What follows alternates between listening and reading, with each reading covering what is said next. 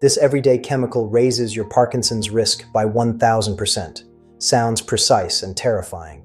But that exact number is not supported by strong human evidence. The chemical behind the concern is trichloroethylene, usually called TCE. It is a volatile industrial solvent once used widely for metal degreasing, stain removal, dry cleaning, adhesives, and other cleaning jobs. Here is the honest answer. A small study of twins found roughly 6 times the odds of Parkinson's disease among people judged to have been exposed to TCE. That is often translated into about a 500% increase, not 1,000%. The estimate was based on very few exposed people, and its uncertainty range was extremely wide. A much larger study of veterans exposed to contaminated water at Camp Lejeune found 70% higher odds of Parkinson's. A newer nationwide study of older adults found about 10% higher risk in areas with the highest estimated outdoor TCE levels compared with the lowest. These studies matter, but none proves that TCE caused Parkinson's in a particular person. They also do not mean that brief contact raises everyone's risk by the same amount. So this video will do 3 things. It will show what the research actually found, explain where TCE exposure can occur, and give you a practical plan to reduce unnecessary exposure without panic, useless detoxes, or medical misinformation. Why TCE matters more as we age. Parkinson's disease is a progressive brain disorder. It most visibly affects movement, although sleep, mood, smell, digestion, and thinking can also be involved. It usually begins around age 60. Deep inside the brain is a small region called the substantia nigra. Some of its nerve cells make dopamine, a chemical messenger that helps movements feel smooth and automatic. In Parkinson's, many of these dopamine-producing cells become damaged or die. That can lead to slowness, stiffness, resting tremor, and changes in balance or walking. Age is the biggest known risk factor. Genetics matters for some families. Head injury, pesticides, air pollution, and industrial exposures are also being studied. Usually, no single event explains one person's diagnosis. Risk develops through age, inherited biology, health history, and environment. That is why the phrase, "this chemical causes Parkinson's," goes too far. A risk factor can raise probability without making the outcome inevitable. Many exposed people never develop Parkinson's. Many people with Parkinson's have no known history of heavy TCE exposure.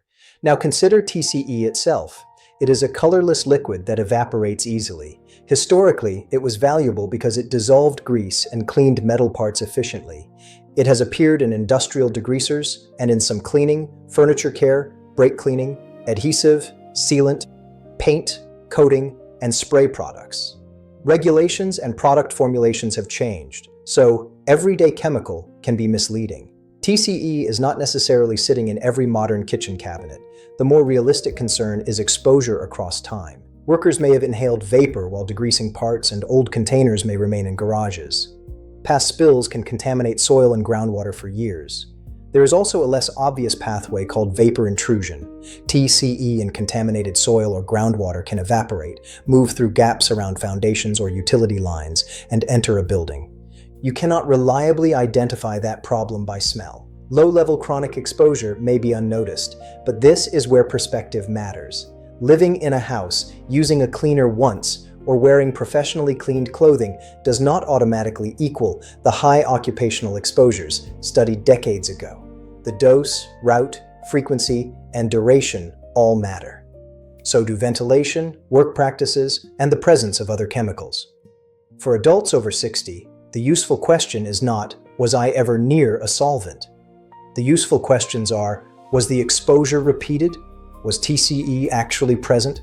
Was I breathing vapor or touching liquid? And is there an exposure I can reduce now? What the human evidence actually shows. The headline number largely traces back to a study of 99 twin pairs, in which one twin had Parkinson's and the other did not. Researchers interviewed participants about lifetime jobs and hobbies. Experts who did not know which twin had Parkinson's estimated exposure to 6 specific solvents. For TCE, the reported odds ratio was 6.1. In plain English, the exposed group had about 6 times the odds of Parkinson's in that study. Subtract the baseline, and people often describe that as roughly a 500% increase. but the confidence interval stretched from 1.2 to 33. That enormous range shows imprecision. The twin design controlled for some shared genetic and early life factors.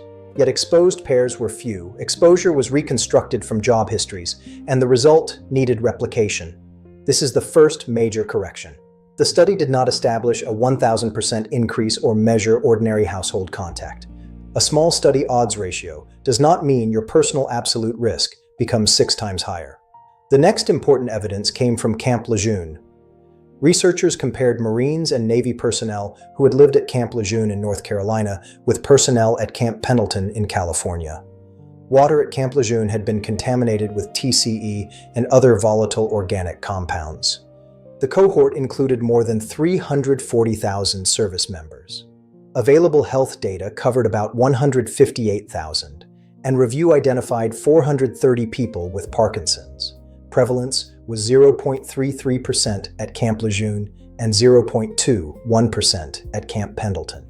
After adjustment, the Camp Lejeune group had 70% higher odds. That finding is more stable, but people were classified by base rather than a measured personal dose. The water contained other chemicals, and health data were unavailable for many cohort members. The study cannot isolate TCE as the only cause. Then, in 2025, researchers examined outdoor TCE exposure in a nationwide Medicare population. They studied more than 221,000 older adults with newly identified Parkinsons and more than 1.1 million comparison participants. Residential exposure was estimated using location and modeled outdoor air TCE concentrations. People in the highest exposure group had about 10% higher risk than those in the lowest. Researchers also reported higher risk near 2 of 3 major emitting facilities examined. This study added scale and a community setting. Yet exposure came from residential estimates, not personal air, water, workplace, or lifetime measurements. It was observational and limited to Medicare-aged adults. A 10% association is far from a 1,000% personal guarantee. Why take the link seriously? Animal models show effects involving dopamine pathways, mitochondrial function, oxidative stress, inflammation, and alpha-synuclein. These overlap with features studied in Parkinson's. Animal evidence cannot define human risk from a household product or neighborhood level. Different doses and routes support a hypothesis without proving an individual cause. The Agency for Toxic Substances and Disease Registry says the evidence supports a meaningful link, but is not strong enough to conclude definitively that TCE causes Parkinson's in humans. The pattern is a large estimate in a small occupational study, a moderate estimate after major water contamination, and a small estimate in a large ambient air study. Different exposures and methods produce different numbers. One dramatic percentage is not a universal fact. A safe, practical exposure reduction plan.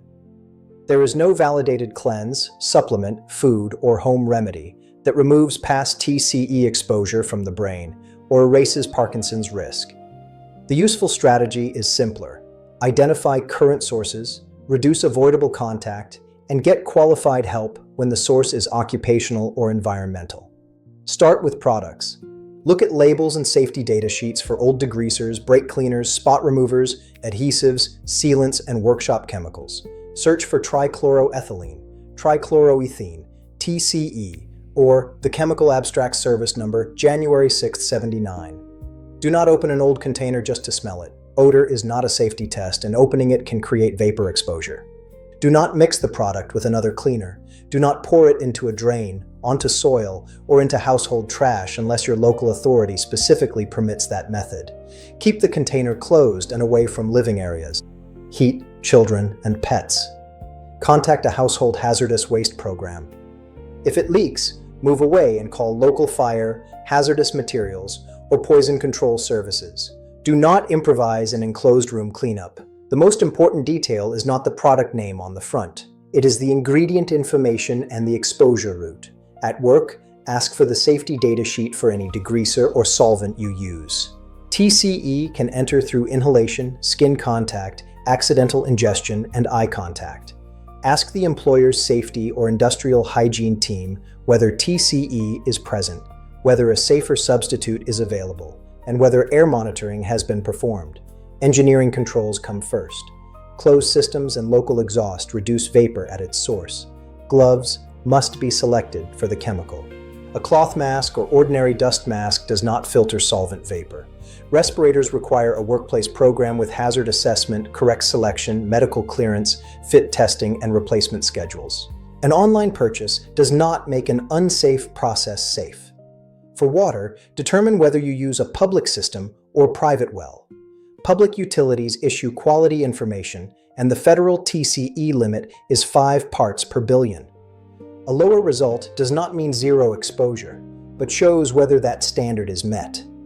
If you use a private well near an industrial site, military facility, former dry cleaner, landfill, or plume, contact the health department.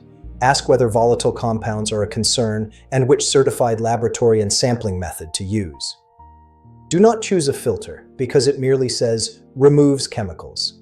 Treatment must match the contaminant. If testing confirms TCE, follow agency advice about alternate water and properly designed treatment. For possible vapor intrusion, look for evidence, not fear. Check official Superfund and state environmental maps, property notices, and local health department information. If your home or workplace is near a documented plume, ask whether indoor air or sub-slab testing is recommended.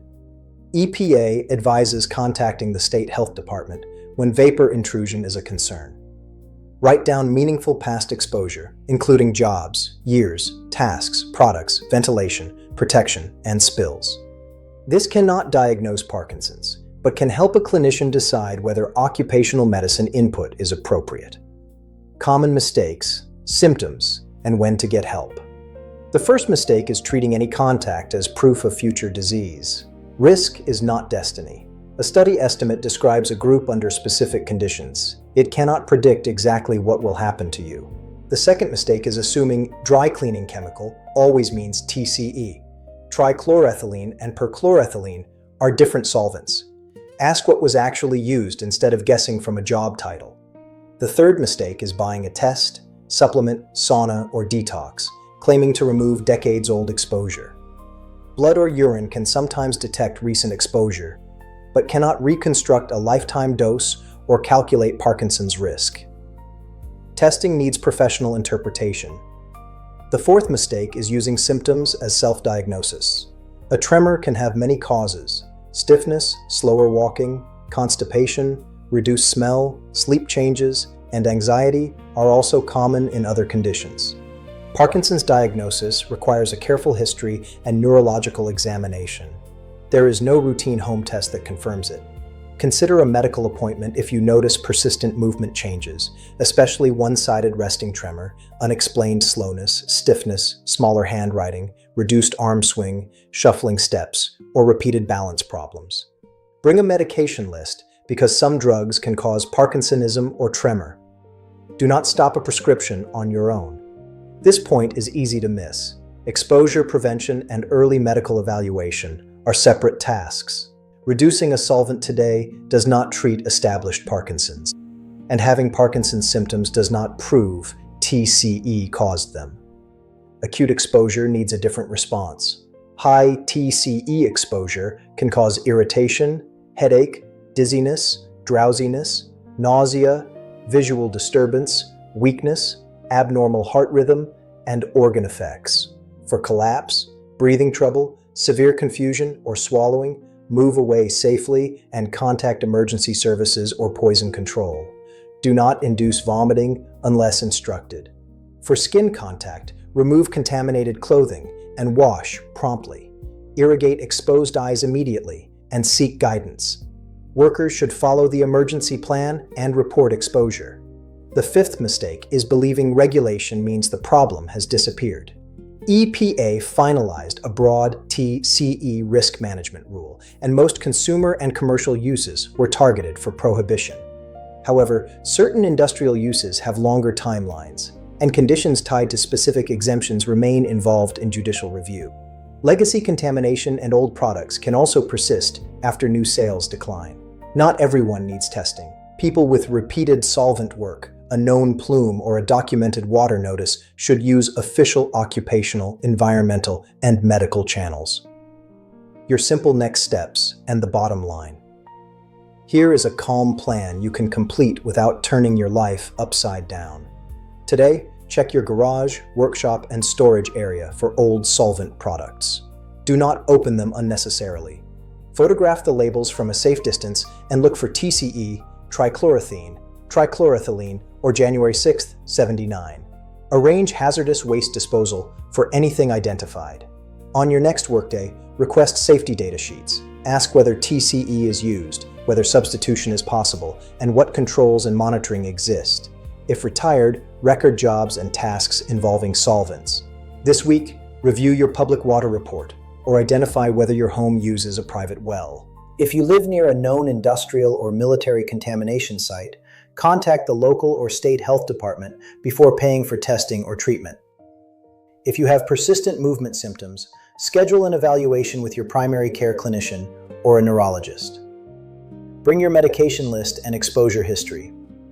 Seek urgent help for a sudden or severe neurological change, collapse, breathing trouble, or a significant current solvent exposure. For general brain health, keep the basics in place: physical activity, blood pressure and diabetes control, good sleep, sensory care, and balanced eating. These cannot guarantee prevention or cancel an exposure, but beat an unproven detox. Now return to the headline. Does TCE raise Parkinson's risk by 1,000%? Current evidence does not justify that claim. One small twin study found about 6-fold odds with great uncertainty. A large Camp Lejeune study found 70% higher odds after contaminated water exposure. A nationwide study found about 10% higher risk at the highest estimated outdoor levels. Together, those findings make TCE a legitimate concern, but provide no universal percentage for every person or exposure. The evidence-safe takeaway is clear. Learn whether TCE is actually present. Reduce avoidable exposure using official guidance. Document meaningful occupational or environmental contact. And get medical evaluation for symptoms without trying to diagnose yourself or replace treatment. Never stop Parkinson's medication or any other prescription because of this video. Exposure reduction can support prevention, but it is not a substitute for medical care. Have you ever worked with degreasers, metal cleaning solvents, or chemicals whose ingredients were never explained to you? Share the type of work, not private medical details, in the comments. And subscribe for practical, evidence-based health guidance designed for adults over 50.